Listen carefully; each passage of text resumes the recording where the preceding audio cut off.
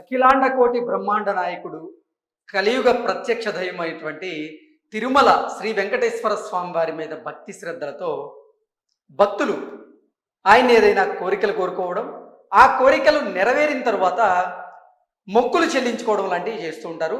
ఆనవాయితీగా అదే జరుగుతూ ఉంది. అయితే భక్తులు శ్రీవారికి మొక్కుబడి చెల్లించే దాంట్లో భాగంగా ముడుపులు సమర్పించడం, అలాగే కానుకలు సమర్పించడం లాంటివి చేస్తూ ఉంటారు. చాలామంది భక్తులు వెంకటేశ్వర స్వామి వారిని దర్శించుకొని ఆ తర్వాత తలనీలాలు సమర్పించి ఆ తర్వాత స్వామివారి మీద విశ్వాసంతో భక్తి శ్రద్ధలతో మొక్కుబడి తీర్చుకోవడంలో భాగంగా ముడుపులు కడతారు, కానుకలు కూడా సమర్పిస్తారు. భక్తులు భక్తి శ్రద్ధలతో స్వామివారికి సమర్పించినటువంటి కానుకలు శ్రీవారికి మాత్రమే దక్కాలి.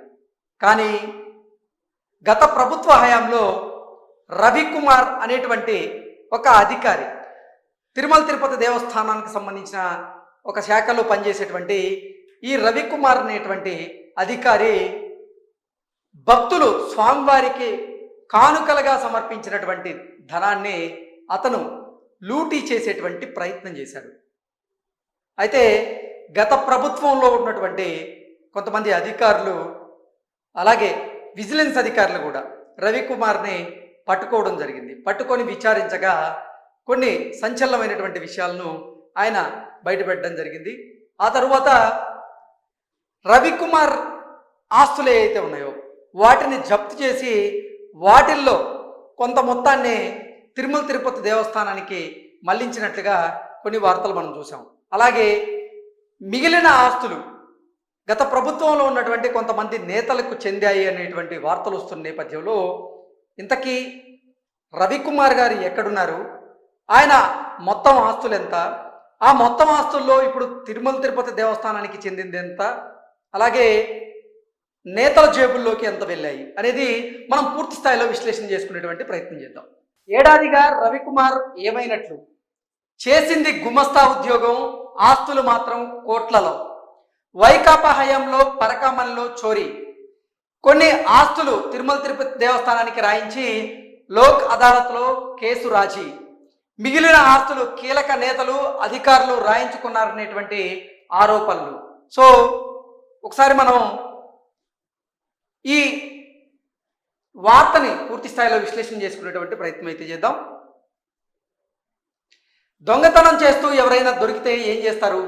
కేసు నమోదు చేసి పాత చోరీలను విచారించి అన్నీ రికవరీ చేసి అతడికి శిక్ష పడేలా చేస్తారు. కానీ గత ప్రభుత్వ హయాంలో తిరుమల తిరుపతి దేవస్థానం పరకామణిలో చోరీ చేస్తూ పట్టుబడినటువంటి సీనియర్ అసిస్టెంట్ రవికుమార్ విషయంలో తిరుమల తిరుపతి దేవస్థానం అధికారులు, పోలీసులు, కీలక నేతలు భిన్నంగా వ్యవహరించారు, దొంగను దాతను చేశారు అంటూ ఈ వార్త సారాంశం.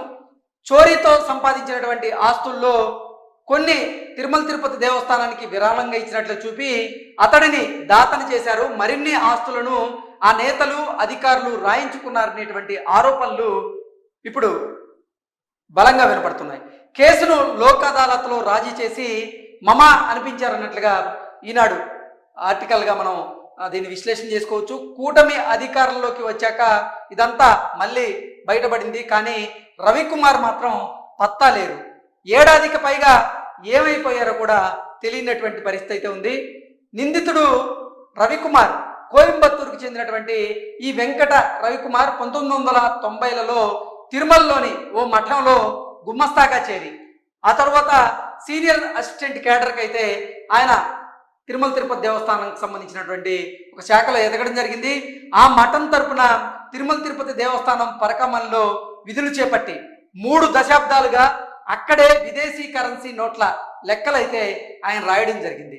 డాలర్లను అపహరించడం ఆయనకు అలవాటుగా మారింది. ఏళ్ల తరబడి దోచినటువంటి సొమ్ముతో తిరుపతి, రేణిగుంట, చెన్నై, హైదరాబాద్ పరిసర ప్రాంతాల్లో రవికుమార్ భారీగా స్థిరాస్తులను అయితే కొన్నారు. నెలకు 40,000 జీతం పొందేటువంటి రవికుమార్, ఈ రవికుమార్కు అసలు కోట్ల ఆస్తులు ఎలా వచ్చాయి, ఆయన కోట్ల ఆస్తుల్ని ఎలా కూడబెట్టారు, ఎలా విలాసవంతమైనటువంటి కార్లను కొన్నారనేటువంటి ప్రశ్నలు తలెత్తూ ఉన్నాయి. నిజంగా ఆయన పరకామణిలో భాగంగా ఎంత అవినీతి చేయకపోతే ఆయన పేరు మీద ఇన్ని ఆస్తులు, ఇన్ని కార్లు, ఇన్ని విలాసవంతమైనటువంటి భవనాలు ఎలా వస్తాయంటూ కూడా భక్తులు ప్రశ్నించేటువంటి పరిస్థితి అయితే ఉంది. రవికుమార్ 2023 ఏప్రిల్ 29న కొన్ని నోట్లను చోరీ చేయగా విజిలెన్స్ అధికారులు పట్టుకున్నారు. అదే తొలిసారని, మరోసారి చేయనని వదిలివేయాలంటూ రవికుమార్ విజిలెన్స్ అధికారులతో పాటుగా తిరుమల తిరుపతి దేవస్థానం పాలక మండలి వర్గానికి వారు అభ్యర్థించారు. విజిలెన్స్ అధికారి పోలీసులకు ఫిర్యాదు చేయడంతో కేసు నమోదైంది. మే 30న ఛార్జ్షీట్ ఫైల్ చేశారు.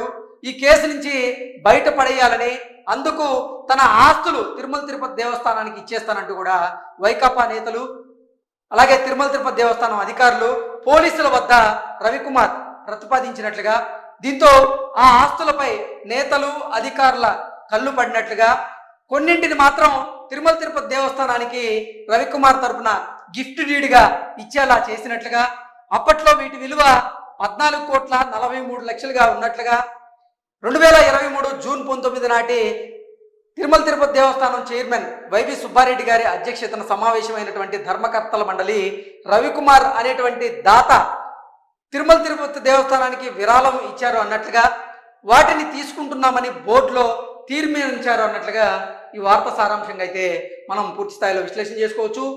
రవికుమార్ ఎంతకాలంగా పరకామణిలో ఉన్నారు, అప్పుడేమైనా చోరీ చేశారా లేదా, అప్పటి సీసీటీవీ కెమెరాల విజువల్స్ ఉన్నాయా లేదా అనేది అప్పటి అధికారులు చూడలేదన్నట్లుగా ఈ వార్త సారాంశంగా మనం విశ్లేషణ చేసుకోవచ్చు.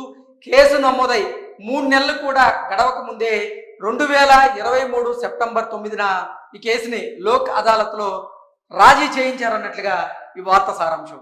వైకాపా హయాంలో కొండపై చక్రం తిప్పినటువంటి ఓ పోలీస్ అధికారి ఏవిఎస్ఓపై ఒత్తిడి తెచ్చి ఫిర్యాదు ఉపసంహరించుకునేలా చేశారంటూ కూడా వారి మీద ఆరోపణలు చేస్తూ ఈ వార్త. నెక్స్ట్ ఇప్పుడు అసలు పరకామణిలో ఈ విదేశీ నోట్లకు సంబంధించినటువంటి చోరీ చేసినటువంటి ఈ రవికుమార్ ఏమైపోయారు, ఎక్కడున్నారు, అసలు ఏడాదిగా ఆయన ఏం చేస్తున్నారు అనేది ఉత్కంఠనైతే రేపుతూ ఉంది. పరకామణిలో చోరీ, తర్వాత కేసు నమోదు, లోక్ అదాలత్లో రాజీ 2023లో జరిగిపోయాయి. 2024 జూన్లో కూటమి అధికారంలోకి వచ్చాక పరకామణి వ్యవహారం మళ్ళీ బయటకు వచ్చింది. దీంతో గత ఏడాది సెప్టెంబర్ నుంచి రవికుమార్ ఆయన కుటుంబ సభ్యులతో కలిసి అజ్ఞాతంలోకి వెళ్ళిపోయినట్లుగా తెలుస్తోంది. ప్రాణభయంతో ఇలా ఎవరికి అందుబాటులో లేరనేటువంటి వార్తలు కూడా బయటకు వస్తూ ఉన్నాయి. ఈ కేసును మళ్ళీ విచారించాలని హైకోర్టు ఇప్పుడు సిఐడిని ఆదేశించినటువంటి నేపథ్యంలో సిఐడి అధికారులు రవికుమార్ను బయటకు తీసుకొస్తే వాస్తవాలన్నీ వెలుగులోకి వచ్చేటువంటి అవకాశం అయితే స్పష్టంగా కనపడుతుంది.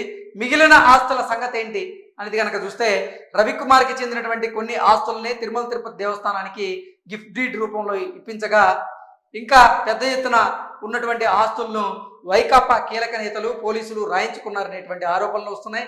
వారి బినామీల పేరిట వాటిని రాయించుకున్నారనేటువంటి ప్రచారం జరుగుతుంది. దీని మీద మరింత స్పష్టత రావాలి అంటే ఈ కేసుకు సంబంధించినటువంటి అంశాలు బయటకు వస్తే కానీ దీని మీద మరింత స్పష్టత అయితే వచ్చేటువంటి అవకాశం కనపట్టలేదు. కాకపోతే పరకామణిలో చేతివాటం చూపించినటువంటి రవికుమార్ మాత్రం నిజంగా శిక్ష పడుతుందనేటువంటి భయంతోనో లేదా ఎవరైనా నేతలకు భయపడో తెలియదు, కానీ అతను తన కుటుంబ సభ్యులతో సంవత్సరం అంటే సంవత్సరం నుంచి ఆయన అజ్ఞాతంలో ఉన్నట్లుగా తెలుస్తుంది.